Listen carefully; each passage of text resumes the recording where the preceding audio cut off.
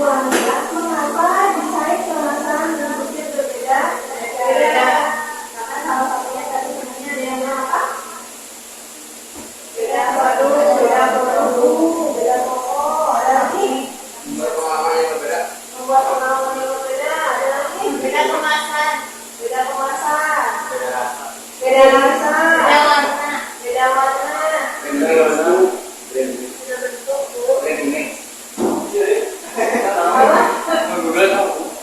Beda bentuk, beda jenis, beda apa lagi? Beda botol. Bahannya.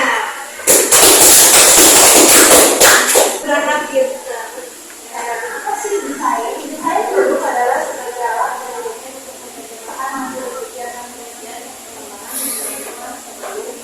Jadi rancangan yang nyata yang akan diproduksi dan dijual dengan jasa. Jadi salah satu desain itu apa? Supaya kalau air ini nggak pakai kemasan atau gimana? Tumpah, itu bisa dijual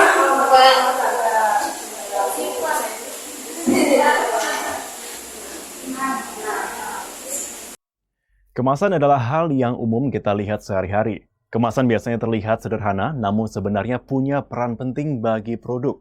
Coba Anda perhatikan kerupuk yang dikemas dan kerupuk yang tidak dikemas ini. Yang satu lama-kelamaan melempem, sedangkan kerupuk yang lain yang dimasukkan ke dalam kemasan tetap renyah dan bentuknya tidak berubah. Kualitas kerupuk yang tidak menggunakan dan yang menggunakan kemasan terlihat sangat berbeda, bukan? Inilah keistimewaan dari kemasan. Maka dari itu, di video ini kita akan lebih mengenal tentang kemasan.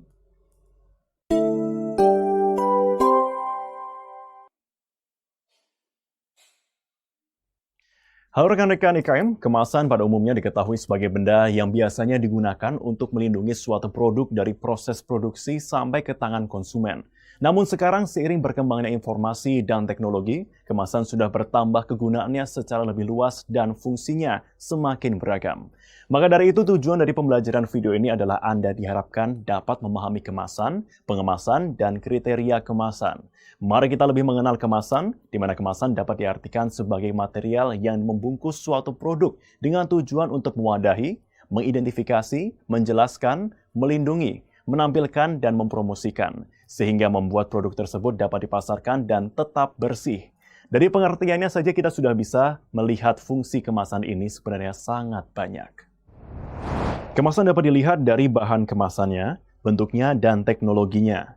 Teknologinya sendiri dapat dibagi menjadi dua, yaitu teknologi aktif dan teknologi pasif. Kemasan teknologi aktif artinya kemasan tersebut reaktif terhadap produknya.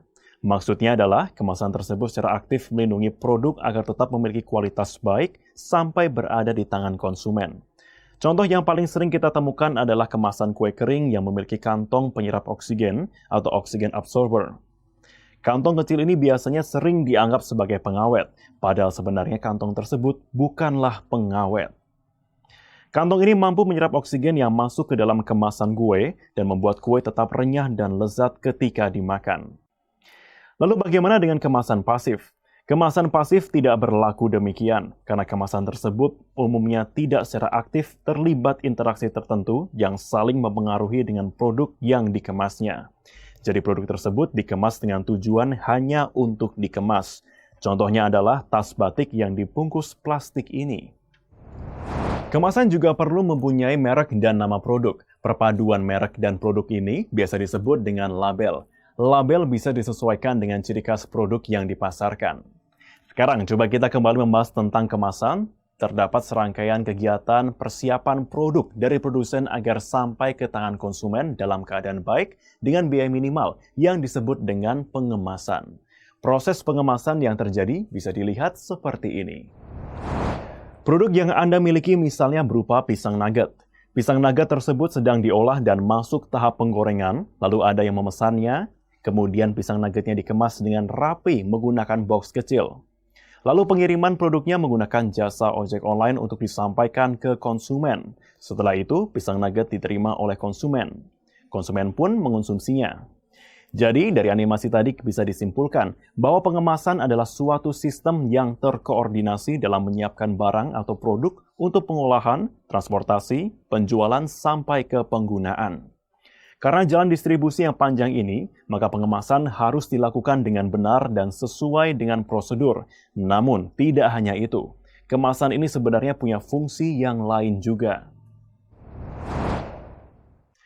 Dalam perdagangan, kemasan merupakan sarana komunikasi dari suatu produk. Kemasan berperan sebagai silent salesman, baik di toko maupun saat sudah sampai ke tangan konsumen. Maksud dari silent salesman yaitu bahwa kemasan merupakan sebuah sarana yang tanpa disadari oleh konsumen akan ikut mempengaruhi konsumen untuk membeli suatu produk atau tidak. Kemasan ibarat salesman yang bertugas menjualkan produk kepada konsumennya.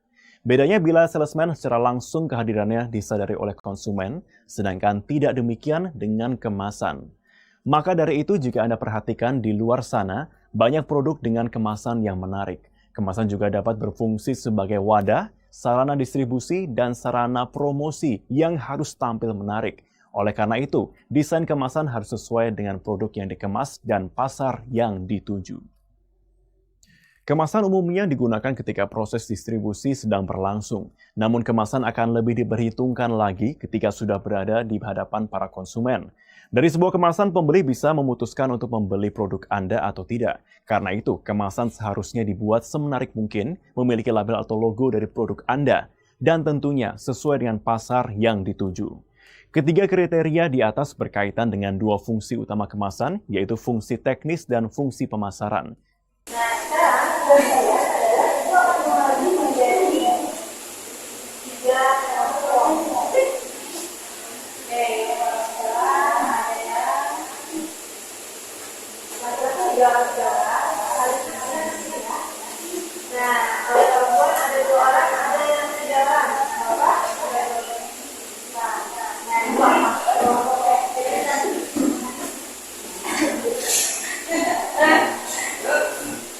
Kalau ini tidak lagi ya,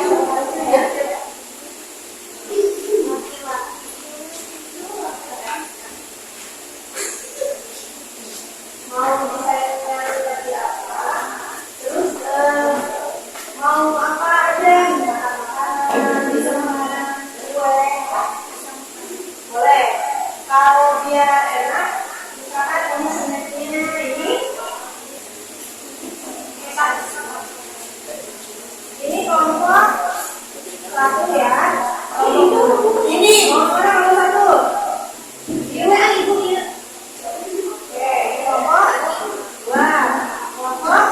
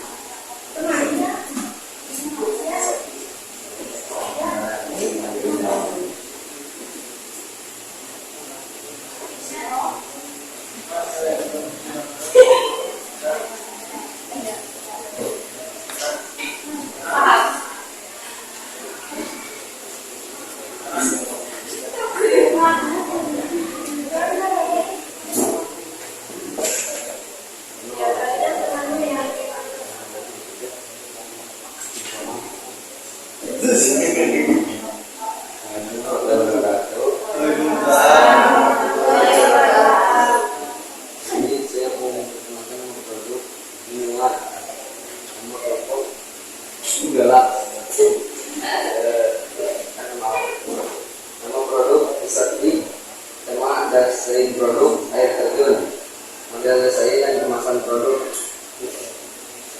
juga.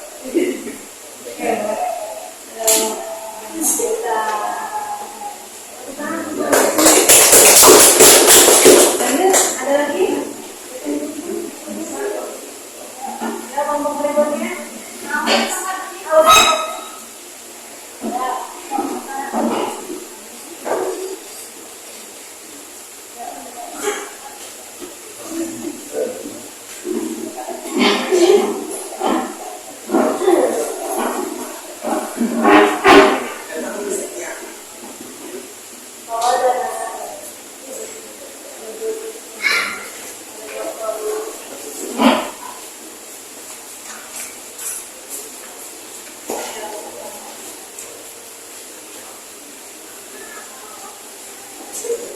Assalamualaikum warahmatullahi wabarakatuh.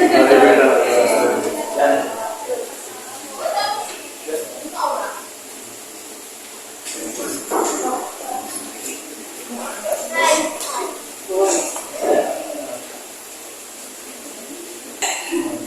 Produk maksimal ada di dalamnya yang sangat gurih, lezat, mantul.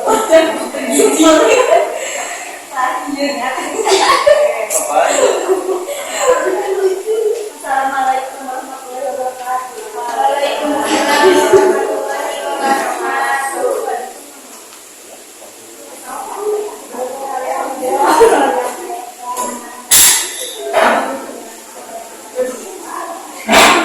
Selanjutnya berarti nanti besok kita akan jadwal pembuatannya ya. Ya belum.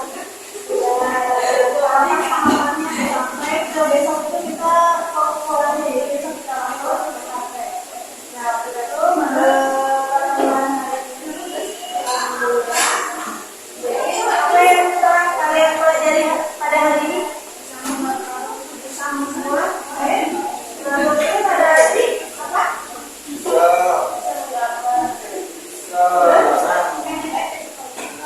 Bisa mengenal mengenai produk, bisa mengenal produk dan bisa mengenal produk dan pemasaran ada lagi dan apalagi apa yang kita pelajari.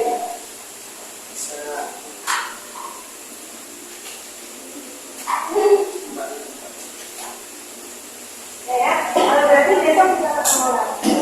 Terima kasih atas kebersamaannya dan partisipasi aktifnya.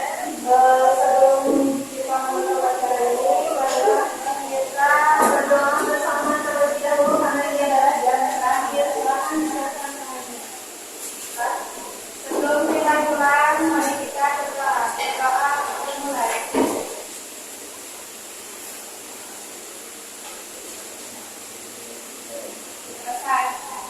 Beri salam.